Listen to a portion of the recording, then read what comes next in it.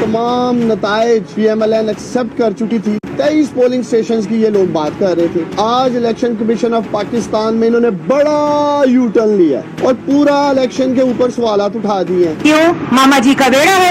کیوں کرا لیں 20 پہ، باقی آپ 340 پہ فائرنگ کریں اور ری پولنگ ہو جائے 20 کا؟ لیگلی ہمارا نوٹیفکیشن ہونا چاہیے. ان کو کوئی آبجیکشن ہے تو وہ آبجیکشن جو ہے وہ اس نوٹیفکیشن کے بعد کرنی. جو ہم نے ویڈیو ایویڈنسز دیے وہاں ہم نے دیکھا ہے کہ پولنگ اسٹیشن لاک ہیں، لوگ باہر انتظار کر رہے ہیں، تو کیا یہ دھاندلی نہیں؟ ڈسکا شہر میں جو موٹر سائیکلسٹ گولیاں چلا رہے تھے وہ ہمارے کیسے ہو سکتے ہیں؟ ہم اپنے اسٹرانگ ہولڈ ایریے میں یہ کام کریں گے تاکہ ووٹر نہ نکلے. تو ان کا جو ہے جو ووٹ بینک ہے وہ بھی نیچے جا رہا ہے، ہمارا جو ہے پنجاب میں ووٹ بینک اوپر جا رہا ہے.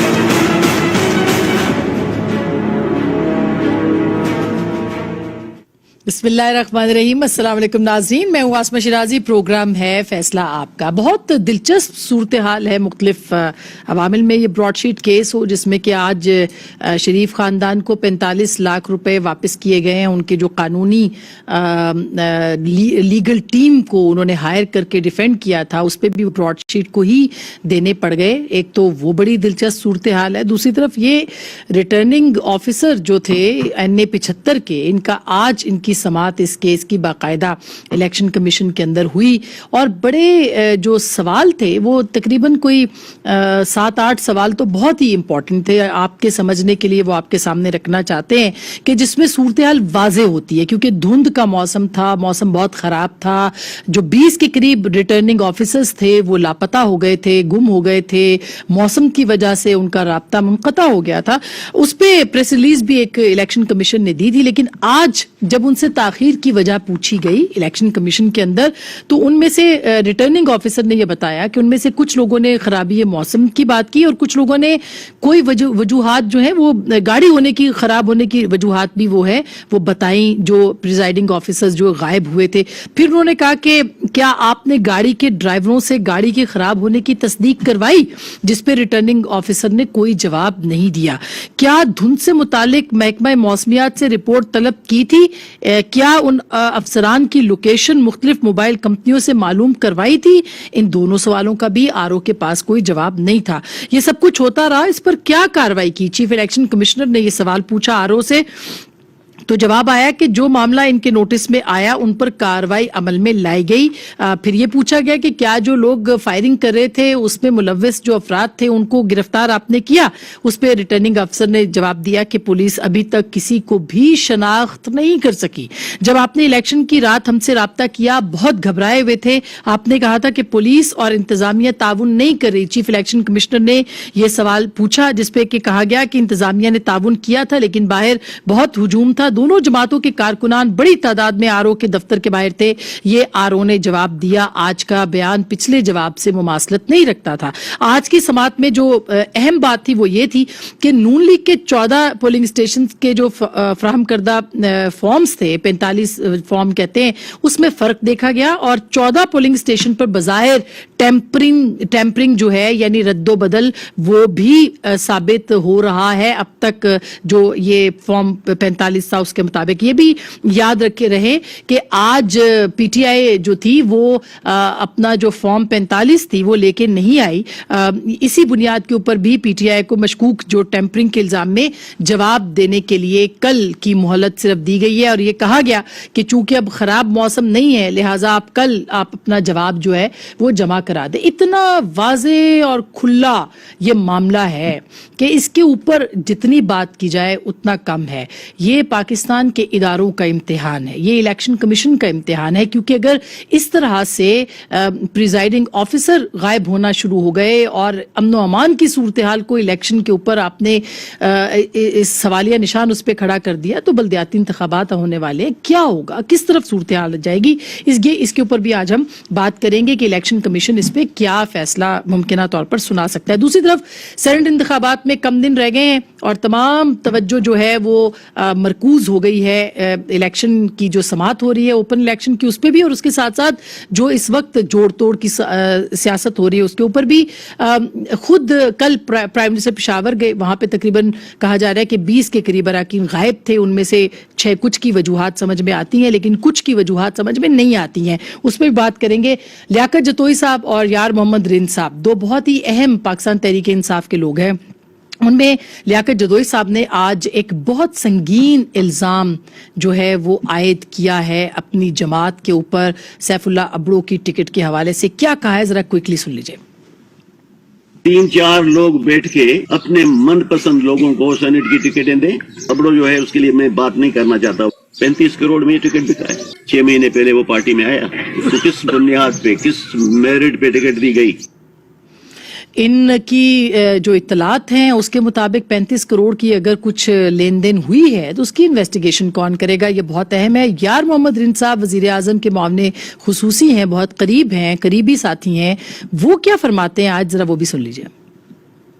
پی ٹی آئی جیسی جماعت میں آئے تھے تو ہمیں یہی توقع تھی کہ یہاں پہ ہم بلوچستان کے مفادات کا تحفظ کر سکیں گے, مگر افسوس ہے کہ ایسے نہیں ہوا. صرف ٹی وی پہ یہ دیکھا کہ جی 70 کروڑ کا ریٹ چل رہا ہے. اب قادر جیسے پیرا شوٹرز کو بھی ٹکٹ یہاں ملے. میں پارٹی کا پریزیڈنٹ رہا ہوں, میں نے تو کبھی اس کو اپنی آنکھوں سے نہیں دیکھا کہ وہ پارٹی میں تھا, کبھی آیا, کیا ہوا. صادق سنجرانی کا پی ٹی آئی کے ساتھ کیا تعلق, اور وہ خود کون ہوتے ہیں, خود ان کا سیاسی بیک گراؤنڈ کیا ہے. اور میں یہ بھی سمجھتا ہوں کہ ایز اے چیئرمین سینٹ وہ ان کا جو رول ہے بلوچستان میں وہ پسندیدگی کی نظر سے نہیں دیکھا جا رہا ہے. 3 تاریخ تو فیصلہ کن تاریخ ہے. بہت سارے اثرات صرف بلوچستان نہیں پاکستان کی سیاست پہ پڑیں گے. کہا جا سکتا ہے کہ تحریک انصاف کو تحریک انصاف سے ہی خطرہ ہے ان سینٹ انتخابات میں. آج کے ان موضوعات پہ گفتگو کے لیے ہمارے ساتھ موجود ہیں سینیٹر روبینہ خالد صاحبہ, پاکستان پیپلز پارٹی کی سینیٹر ہیں, بہت بہت شکریہ. ہمارے ساتھ موجود ہوں گی محترمہ ملیکہ بخاری صاحبہ, پارلیمانی سیکرٹری قانون اور انصاف کی, ہمیں جوائن کر رہی ہیں, بہت بہت شکریہ. ہمارے ساتھ ہیں سینیٹر مصدق ملک صاحب, پاکستان مسلم لیگ نواز کے اسپوکس پرسن بھی ہیں اور اس کے ساتھ ساتھ سینیٹر بھی ہیں, بہت شکریہ. لاہور سے ہمیں جوائن کر رہے ہیں آپ. سب سے پہلے سینیٹر صاحبہ آپ سے گفتگو کا آغاز کرتے ہیں. یہ پہلے تو یہ بتائیے کہ یہ ہو کیا رہا ہے کے پی میں, خاص کر کے کل 20 کے قریب لوگ سنیں نہیں آئے, کچھ کو آپ بھی جانتی ہوں گی, کیوں نہیں آئے وہ؟ دیکھیں آسما, آپ کی میں نے پوری گفتگو سنی تو جو آپ کے ایم پیز ہوتے ہیں وہ پارٹی کے ساتھ ایک ایفیلیشن رکھتے ہیں, پارٹی کے پرانے کارکن ہوتے ہیں, لیکن انفارچونیٹلی جو یہ نئی پارٹی ہے جو پی ٹی آئی ہے, اس کی جو سلیکشن آف بندے ہیں, جیسے ابھی آپ نے دکھایا کہ سینٹ کا ٹکٹ بھی انہوں نے ایلیگیشن ہے کہ انہوں نے بیچا. تو بات یہ ہے کہ جب ٹکٹ آپ اس بنیاد پہ لوگوں کو دیں گے کہ وہ پیسے دے رہے ہیں یا وہ کسی اور پارٹی سے آپ کے پاس آئے ہیں یا کوئی اور وجوہات اس کی ہو سکتی ہیں, تو جب اس طرح کے لوگوں کا ایک آپ بنائیں گے, ایک بوکے آپ بنائیں گے, اس طرح کا گلدستہ بنے گا, تو اس طرح کا گلدستہ تو پھر سیٹ ہی نہیں ہوتا. مگر یہ الزامات تو ماضی میں ہر جماعت کے رہے, آپ کے اوپر بھی رہے کہ آپ پیپلز پارٹی کی سیٹ سے جیت کے ہی سینٹ. بالکل, یہ اچھا ہے کہ آپ نے پوچھ لیا. میں اس کا جواب یہی کہتی ہوں کہ وہ لوگ سینٹ کے الیکشن پہ تبصرہ کرتے ہوئے نظر آتے ہیں جن کو یہ بھی نہیں پتا کہ ایک ایم پی اے کے پاس 4 ووٹوں کی گنجائش ہوتی ہے, اور وہ 4 ووٹ ہوتے ہیں 4 کے لیے. تو ہمارے جو 2 سینیٹرز کو جو بار بار ٹی وی پہ بتایا گیا, بار بار بات کی گئی, وہ ایک جنرل سیٹ تھی, ایک ہماری ویمن سیٹ تھی جو ریزرو سیٹ ہوتی ہے خواتین کے لیے خاص کر, اور ہمارے پاس 7 نہیں, ہمارے پاس 8 ووٹ تھے. اگر آپ دیکھیں تو ضیاء اللہ افریدی صاحب کو انہوں نے پارٹی سے نکال دیا تھا, وہ ہماری پارٹی میں آ چکے تھے. اس کے علاوہ جو وومن سیٹ پہ ہے ہمارے JUIF کے ساتھ اتحاد تھا, ہم نے ٹیکنوکریٹ کے لیے اپنا کینڈیڈیٹ کھڑا نہیں کیا, تو اس ٹیکنوکریٹ کے بدلے ہم نے ان سے وومن ووٹ کا جو تھا سیٹ کے, مطلب یہ جو پیسوں والی ویڈیو آئی ہے اس سے آپ کا کوئی تعلق نہیں ہے, میرے تو پیپلز پارٹی کا یعنی میں نے نہیں دیکھا سیریسلی, کیونکہ وہ ویڈیو بھی بڑی کوسچنیبل ہے. وہ 2 جگہوں کو جوڑ کے ایک جو ہمارا دکھاتے ہیں بندہ اور ادھر پھر دکھاتے ہیں کچھ لوگ.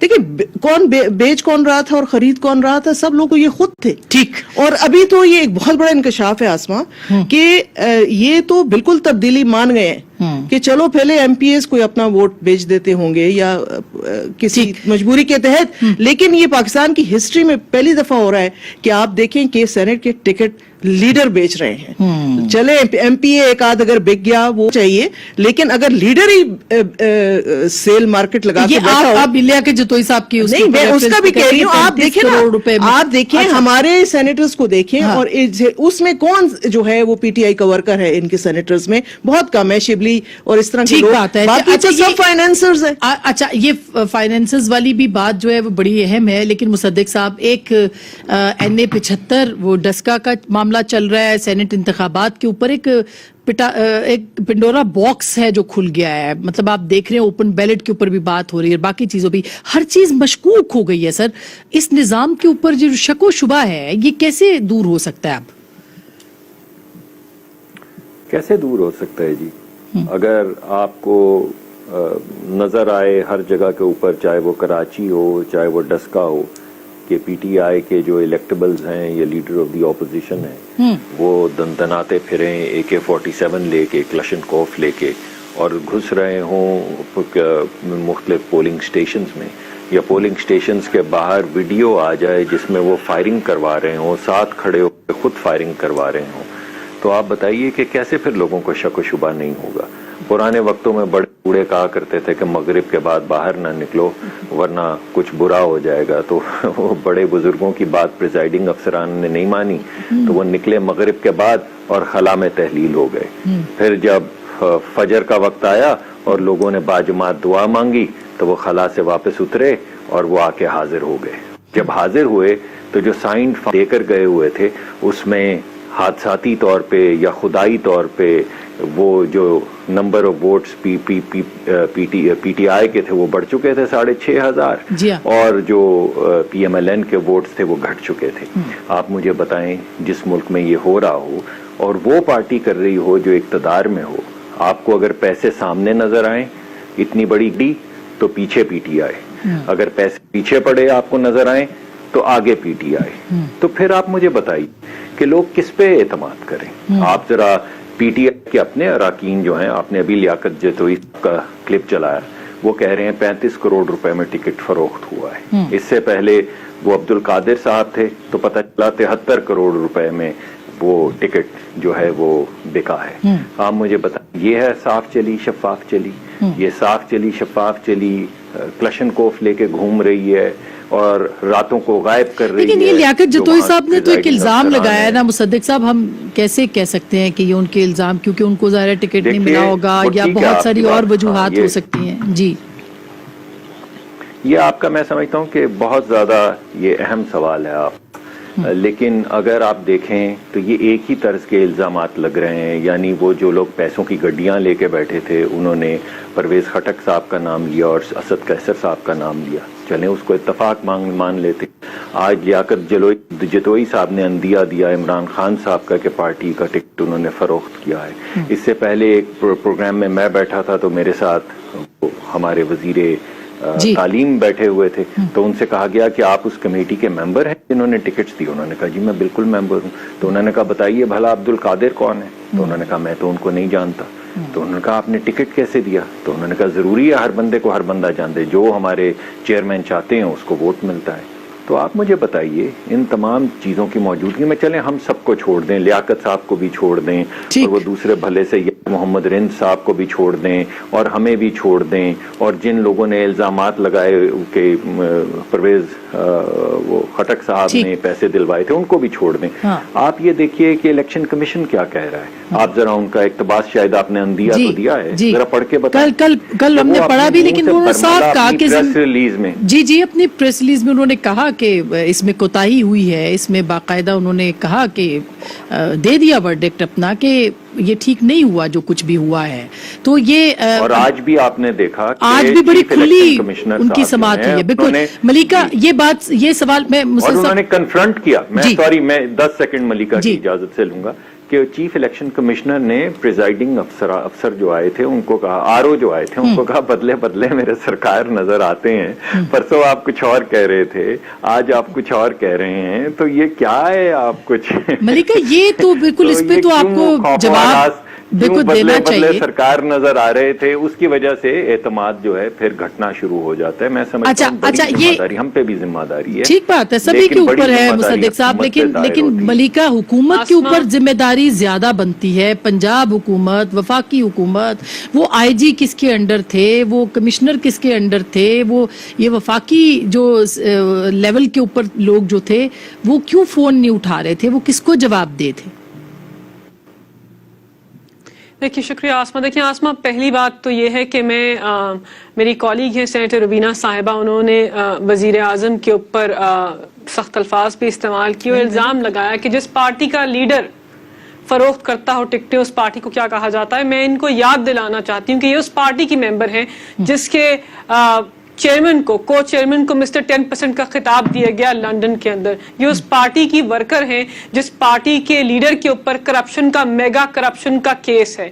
یہ اس پارٹی کی لیڈر ہیں جس کے سابق وزیر اعظم نااہل ہوئے بیکاز کورٹ کا فیصلہ نہیں مانا, اور اسی پارٹی کی ورکر ہیں جس پارٹی کے اندر خرید و فروخت جو ہے ووٹوں کی عام طور پر کہی جاتی ہے. اور زرداری صاحب کہتے ہیں کہ میں اپنی اسٹرینتھ سے زیادہ سیٹیں لے کر دکھاؤں گا, اور یہی وہ پارٹی ہے جو چارٹر آف ڈیموکریسی میں اگری کر چکی تھی پاکستان مسلم لیگ نواز کے ساتھ کہ شفافیت ہونی چاہیے الیکشن پروسیس میں اور اوپن بیلٹ ہونا چاہیے. پہلی بات تو یہ.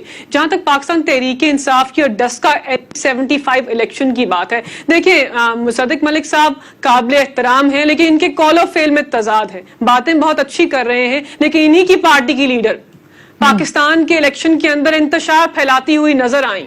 انہوں نے پاکستان کے الیکشن کے اندر خون کی ہولی کھیلی, پاکستان تحریک انصاف کے 2 ورکرز کو شہید کروایا, اور انہوں نے بالکل آسما دیکھیے جس قسم کی دھمکیاں مریم اورنگزیب نے پاکستان کی عوام کو دی ہیں, بالکل سنگین الزام ہے کیونکہ ہمارے 2 ورکر شہید ہوئے ہیں. اس کے بعد انہوں نے وہاں جا کر سیلیبریشن کی. یہ جانتے ہیں کہ لوگوں کے گھروں میں ہلاکتیں ہوئی ہیں, یہ جانتے ہیں کہ دھمکیاں دینا پاکستان کے آئین اور قانون کے خلاف ہے, یہ جانتے کہ آسما سمپل بات یہ ہے کہ پاکستان مسلم لیگ نواز کو, پیپلز پارٹی کو اقتدار کی عادت ہے, ان کو جبر کی عادت ہے, ان کو عادت ہے کہ ان کے اشاروں کے اوپر حکومت بنائی جائے اور گرائی جائے.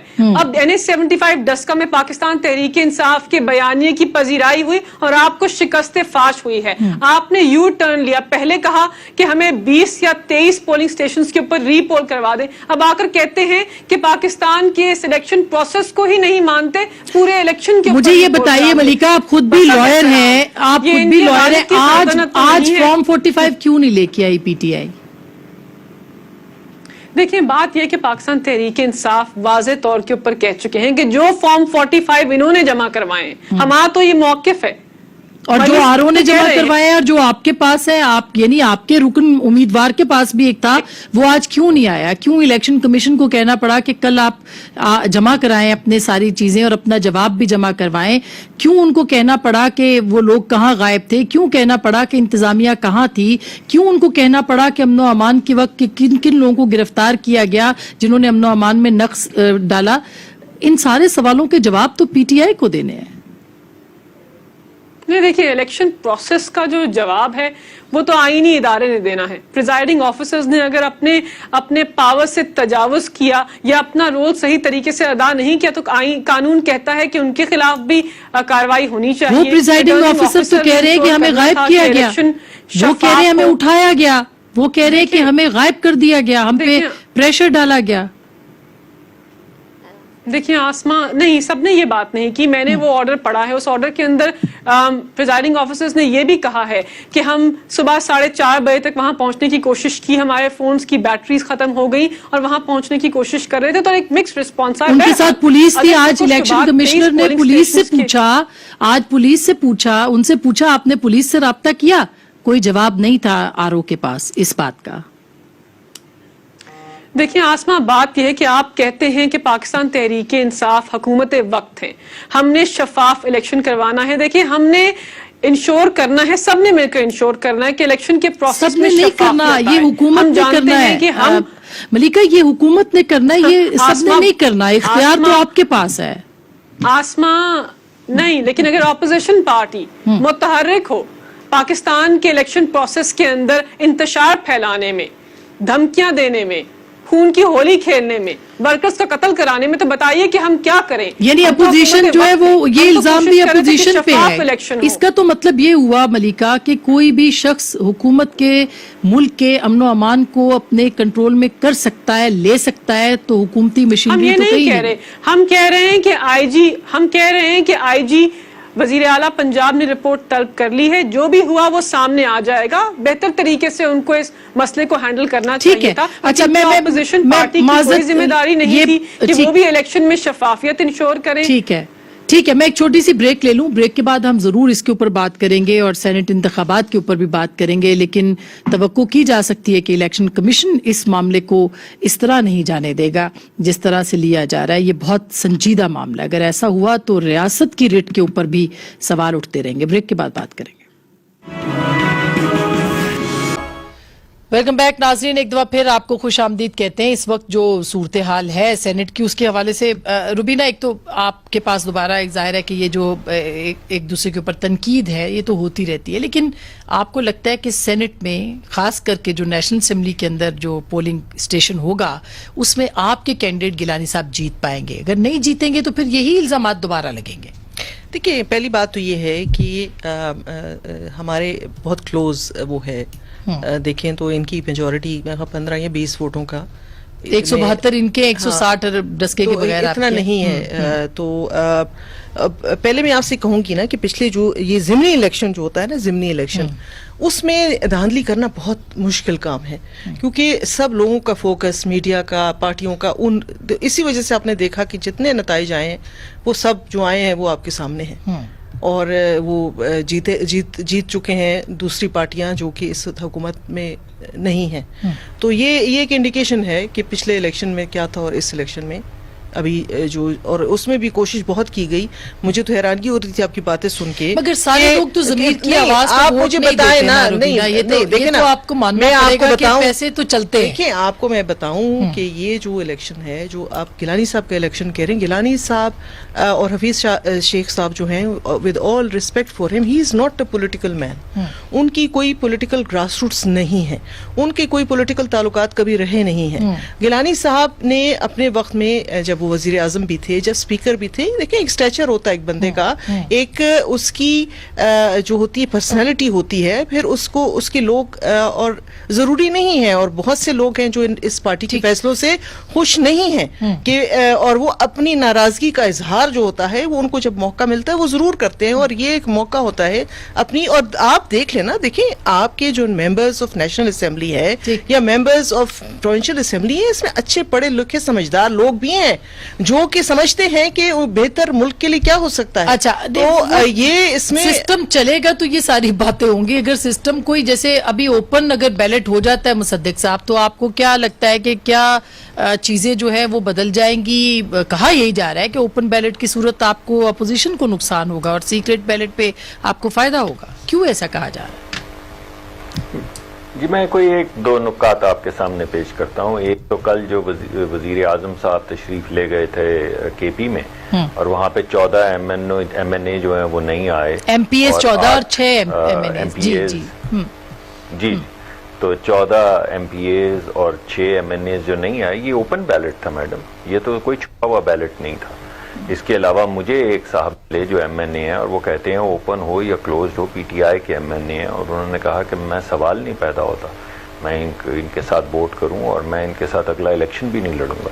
تو جس جگہ پہ ایک طرف جتوئی صاحب کی آپ باتیں چلا رہی ہیں, ایک طرف رند صاحب گفتگو فرما رہے ہیں, ایک طرف لوگ نو شو کر رہے ہیں بغیر وجہ کے, نہ ایم این اے آ رہے ہیں نہ ایم پی اے آ رہے ہیں, صحیح, اور آپ کو پارٹی کے اندر سے جو آوازیں سنائی دے رہی ہیں ٹکٹ کے, یہ جو سینٹ کے ٹکٹ پہ جو لے دے ہوئی ہے, جس طرح اعتراضات اٹھائے گئے ہیں, اور جس طرح لوگوں نے خفگی کا اظہار کیا, اور جس طرح کے پارٹی پہ الزامات لگائے ہیں 73 کروڑ کے اور 32 کروڑ کے وغیرہ, تو اس کے بعد میں سمجھتا ہوں کہ اوپن ہو یا سیکرٹ بیلٹ ہو, مجھے تو لگتا ہے کہ کچھ اپسیٹ ہونے کے امکانات بہت زیادہ. اچھا ملیکا, یہ اپسیٹ اگر ہوتا ہے تو یہ عدم اعتماد. ایک منٹ ذرا, اگر 1 سیکنڈ دیجیے گا, صرف 1 سیکنڈ. جی, میں اہم بات جو دوسری کرنا چاہتا ہوں, اور میں سمجھتا ہوں کہ واقعی یہ بڑی اسٹرانگ کینڈیڈیسی ہے گیلانی صاحب کی, مگر جو اہم چیز ہے وہ یہ کہ مجھے کبھی یقین ہے اور بھرپور امید ہے کہ آرٹیکل 226 جو ہے اس کی انٹرپریٹیشن وہی ہوگی جو اس کی انٹرپریٹیشن ہے.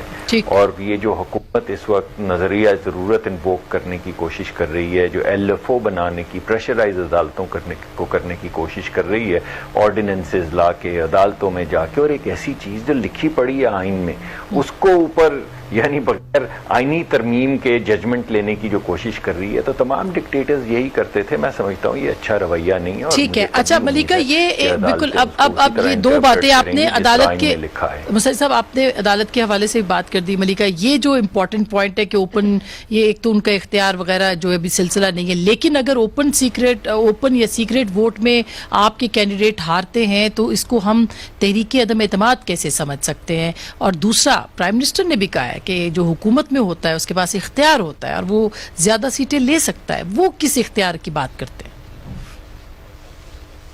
دیکھیں آسما, پہلی بات تو یہ کہ میرے دونوں کولیگز قیاس سرائیاں کر رہے ہیں, کہہ رہے ہیں کہ وزیر اعظم خیبر پختونخوا گئے تھے, اتنے لوگ آئے یا اتنے لوگ نہیں آئے. دیکھیں پہلی بات تو یہ کہ پاکستان تحریک انصاف اپنی پارٹی کے اندرونی حالات جانتے ہیں.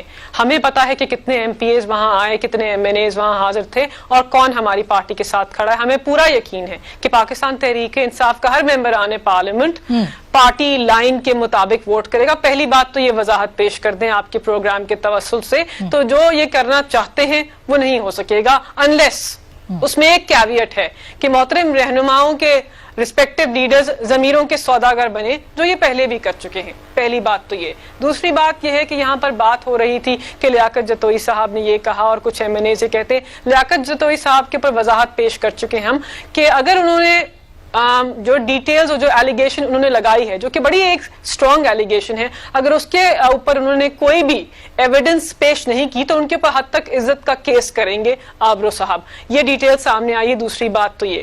اب تیسری بات اعلیٰ عدالت کی ہو رہی ہے. دیکھیں اعلیٰ عدالت کے سامنے جو کیس زیر غور ہے, زیر بحث ہے, اس میں کیا بات ہو رہی ہے؟ اس میں بات یہ ہو رہی ہے کہ آرٹیکل 226 کی ہم ان سے تشریح مانگ رہے ہیں. ہم کہہ رہے ہیں کہ پاکستان کے ایوان کے اندر کئی سالوں سے ضمیروں کے سوداگر لمبی منڈی لگاتے رہے. اس صورتحال کے اندر آپ ہمیں بتائیے کہ شفاف الیکشن کیسے کرایا جا سکتا ہے. اب مصدق صاحب کہتے ہیں کہ آئین کلیئر ہے. کاش ان کی پارٹی کو جب چارٹر آف ڈیموکریسی سائن کیا تھا یاد ہوتا کہ 226 کیا کہتا ہے. عدالت تشریح کر سکتی ہے یا حکم دے سکتی ہے, وہ یہ تو بڑا ہی نہیں. ہم یہ کہہ رہے ہیں وہ تبدیل ہو سکتا ہے. میں بتاتی ہوں. دیکھیں میں صرف مصدق صاحب بسد احترام مجھے مکمل کرنے دیجیے. آپ کہیے. نہیں دیکھیں بات یہ ہے کہ نہیں, ہمارے پاس یہ اختیار ہے. دیکھیں اس کے ہر آئین کی شک کے, ہر قانون کے اوپر دیگر قسم کی آراء سامنے آتی ہیں. ہم کہہ رہے ہیں کہ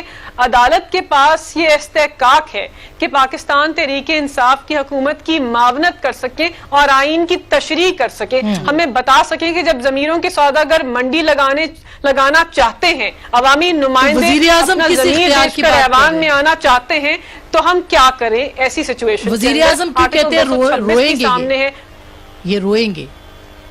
دیکھیں وزیر اعظم تو وضاحت سے کہہ رہے ہیں. دیکھیں وزیر اعظم کے کسی بھی ایشو کے اوپر شفافیت کا جو عنصر ہے وہ ڈاؤٹ میں نہیں ہے, کیونکہ وزیر اعظم ہر وہ اقدام اٹھا چکے ہیں جس سے الیکشن پروسیس کے اندر شفافیت آئے. میں نے آپ کو پہلے بھی بتایا تھا کہ 3 راستے تھے اوپن بیلٹ انشور کرنے کے, ہم نے تینوں اختیار کیے. اب جو اوپن بیلٹ سے بھاگ رہے ہیں وہی جانتے ہیں کہ وہ کتنی منڈی لگانا چاہتے ہیں, اگر یہ اور کون سے زمین خریدنا چاہتے ہیں. ٹھیک بات ہے, میں چھوٹی سی بریک لے لوں سر. بریک کے بعد دیجیے آسما, 1 سیکنڈ دیجیے, اگر 1 سیکنڈ دیجیے. دیکھیے بالکل یہی رویہ تھا پرویز مشرف صاحب کا, ان کو بھی پارلیمان پہ اعتماد نہیں تھا.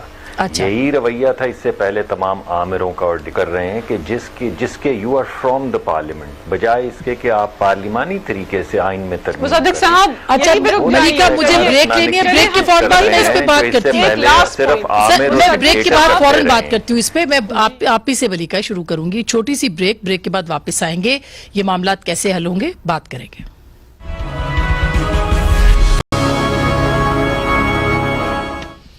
ویلکم بیک ناظرین, ایک دفعہ پھر آپ کو خوش آمدید کہتے ہیں. بریک سے پہلے ملیکہ بخاری صاحب اپنا پوائنٹ بتا رہی تھی. ملیکہ, ایک تو ظاہر ہے کہ امینڈمنٹ کا مختصراً چونکہ ٹائم بہت کم ہے, دوسرا پی ٹی آئی اپنے اندر کے خطرات کو کس طرح سے ختم کرے گی. اختلافات کھل کے سامنے آ رہے ہیں, جیسے عامر لیاقت وغیرہ اوپنلی کہہ رہے ہیں کہ وہ حفیظ شیخ صاحب کو ووٹ نہیں کریں گے. جی آسما، پہلی بات تو یہ کہ میں صرف اتنا کہنا چاہ رہی تھی مصدق ملک صاحب کو کہ دیکھیں یہ کہتے ہیں کہ ہمارا رویہ جمہوری نہیں آمرانہ ہے. ہم کہتے ہیں کہ ہم نے صدارتی ریفرنس تو پیش کی اعلیٰ عدالت میں، لیکن ساتھ ساتھ پاکستان کے ایوان کے اندر آئینی بل زیر غور ہے، پیش ہے. آپ آئیے، ہمارے دلائل سنیے اور اپنا موقف پیش کیجیے. ہم سننا چاہتے ہیں، ہم آپ کے دلائل سننا چاہتے ہیں کہ آپ کیوں کہتے ہیں کہ آرٹیکل 226 میں ترمیم نہیں ہونی چاہیے. لیکن افسوسناک ہے اس ایوان کا ماحول اور اس کی وجہ سے اس آئینی بل کے اوپر بحث نہیں ہو رہی. ایک بات تو یہ. دوسری بات آپ کہہ رہی ہیں کہ ہمارے اندر اختلاف ہے. بالکل ہر پارٹی کے اندر اختلاف رائے ہوتی ہے، لیکن میں آپ کو وثوق سے کہہ سکتی ہوں کہ جتنی میٹنگز میں نے اٹینڈ کی ہیں، سارے پاکستان تحریک انصاف کے ممبران پارلیمنٹ نے اور ہمارے اتحادیوں نے وزیر اعظم کی کال پر لبیک کہا ہے. اچھا، ان کا انتخاب ہمارا انتخاب ظاہر ہے یہ تو پتہ چل جائے گا کہ کچھ دنوں میں. ہوگا. مصدق صاحب، آپ لوگ کیوں نہیں بیٹھتے 22-26 کے اوپر ان کے ساتھ؟ کیوں نہیں آپ ترمیم کرنا چاہتے اس پہ؟ نہیں، میں تو بالکل نہیں یہ سمجھتا جی کہ ترمیم نہیں کرنا چاہتے، لیکن ملیکہ صاحبہ نے جو بات کی کہ بڑا افسوسناک ماحول ہو چکا ہے، یہ بات 100% ٹھیک ہے. اور اگر یہ ماحول درست نہیں ہوگا تو آئین سازی اور قانون سازی نہیں ہو سکے گی. ایسا لگتا ہے کہ کچھ پرسنل ہو گیا ہے، وہ کیا اس ملک پہ آسیب کا سایہ ہے کہ کیا ہے.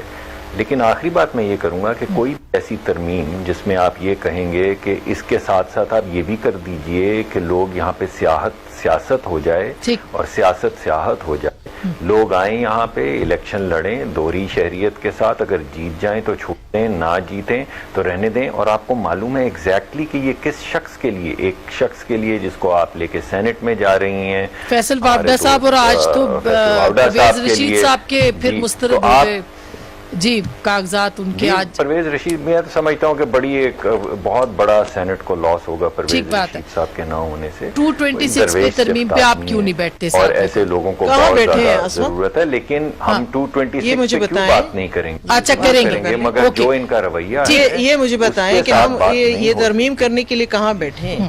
سڑک پہ بیٹھ جائیں یا باہر آپ کے دفتر کے بیٹھ جائیں؟ پارلیمنٹ ہے نا، پارلیمنٹ میں دیکھیں سیشن یہ ریکوزیشن کیا ہم نے سینٹ کا، انہوں نے پارلیمنٹ کو تالے لگائے ہوئے ہیں. کووڈ کی آڑ میں انہوں نے بالکل ہر کام جو ہے وہ بند کیا ہوا ہے. یہ الیکشن کوئی اچانک نہیں آ گیا، سب دنیا کو پتہ ہے کہ ہر 3 سال کے بعد مارچ میں الیکشن ہوتا ہے. ان کو یہ آخری وقت میں یہ کہاں سے نی جرک ڈیسیجنز ان کے آ رہے ہیں، اور وہ کہاں مطلب کس سے بات کریں اور کہاں بھی. ترمیم اگر ہونی ہے تو مشاورت سے ہونی ہے اور اس کے اوپر ڈیبیٹ ہونی ہے. ایسے نہیں ہے کہ جو کہیں گے من اس کے اوپر سب دستخط کر دیں گے. بہت شکریہ، تھینک یو سو مچ. میں خیال ہے کہ پارلیمنٹ کو ہی ساتھ لے کے چلنا ہے ایونچولی، اور اس کے لیے پارلیمنٹ کے ماحول کو بہتر بنانا ہوگا، اور ماحول کو بہتر بنانا حکومت کی ذمہ داری ہے. کیا حکومت یہ کر سکتی ہے؟ اور خاص کر کے سینٹ انتخابات سے پہلے گفتگو آپ نے سنی، فیصلہ آپ کا.